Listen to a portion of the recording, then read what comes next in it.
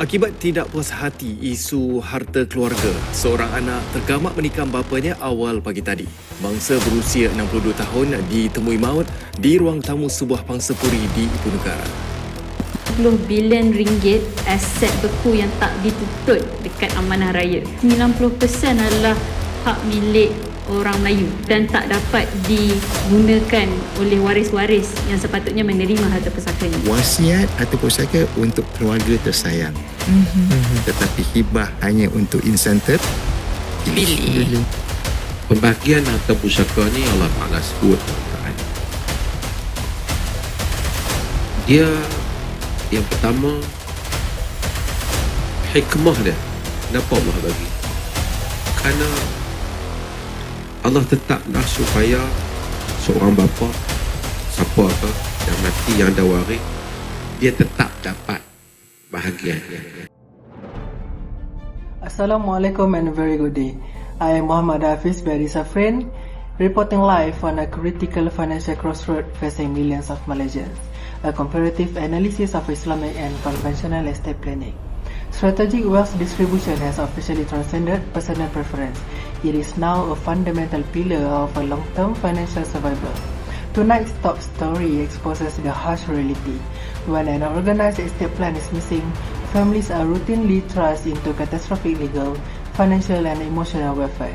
In Malaysia's pluralistic legal landscape, the moment an asset owner passes away without a clear plan, bank accounts, investment and real estate are instantly frozen, cutting off immediate liquidity for grieving dependents.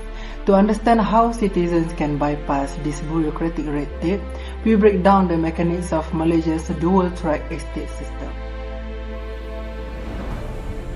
First, we look at the operational processes. For the Muslim population, estate planning is a lifelong continuation of religious piety dictated by a strict post-death chain of priority. While alive, individuals can deploy hibah to transfer assets immediately or execute a wasiat to non-heirs. Upon demise, liquid funds are strictly rationed. Funeral expenses take absolute priority, followed immediately by the detailed settlement of all commercial and religious debts such as unpaid zakat. Only then can a wasiat bequest be satisfied up to its rigid one-third legal cap. The remaining estate is mathematically divided via finite fractions, a dual institutional role requiring state Sharia court certification before civil administrative bodies like SEDU or Amanah Raya can physically release any property. In sharp contrast, the conventional track for non-Muslims is entirely secular, governed strictly by the Wills Act 1959. It completely bypasses the religious track. Upon death, a named executor applies directly to the civil high court for a grant of probate, moving linearly to clear civil debts and distribute wealth exactly as written in the will. However, our investigation notes that if an individual dies intestate or without a will, the estate is frozen instantly, forcing a costly, time-consuming scramble under the forced statutory distribution percentage of the Distribution Act 1958. We now look directly at the legal instruments driving these systems under post-death voluntary gift. A conventional civil will grant absolute testamentary freedom. An asset owner can legally bequeath 100% of their wealth to any entity or choose to entirely disinherit biological relative. An Islamic wasiat, however, is heavily restricted to safeguard family equity. It is strictly capped at one-third of the net estate and legally bars any regular faraid heir from receiving it unless all surviving heirs unanimously agree post-death. When evaluating lifetime transfers, a conventional civil gift is entirely irrevocable once delivered. Conversely, an Islamic hibah retains a unique mechanism of control, remaining legally subject to revocation by a parent or grandparent under specific Sharia frameworks. Finally, if no arrangements are made, the default laws take over. Non-Muslim assets default to the strictly gender-neutral kinship lines of the Distribution Act 1958.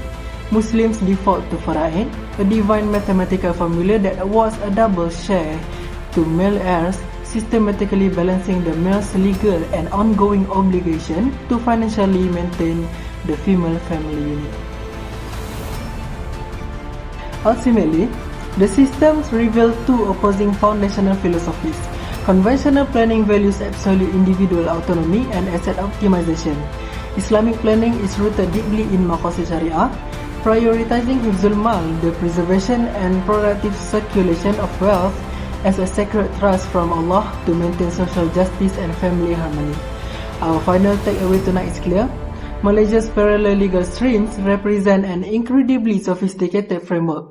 However, leaving an estate solely to default administration without a proactive lifetime plan is a direct invitation to asset freezing and administrative deadlock. For Malaysian Muslims, utilizing tools like hibah and wasiat early in life is a critical financial and religious necessity to ensure wealth remains a legacy of harmony rather than a catalyst for a family division. That concludes our special report. Thank you for your time. I am Muhammad Adham Hafiz, signing off. Assalamualaikum warahmatullahi wabarakatuh.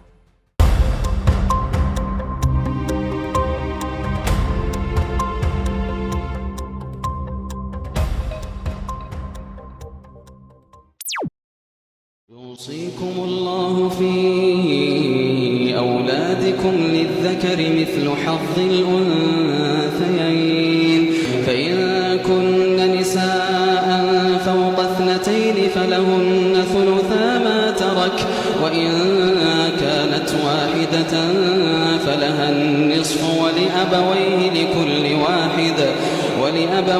لكل واحد منهما السدس مما ترك إن كان له ولد فإن لم يكن له ولد وورثه أبواه فلأمه الثلث فإن كان له إخوة فلأمه السدس من بعد وصية يوصي بها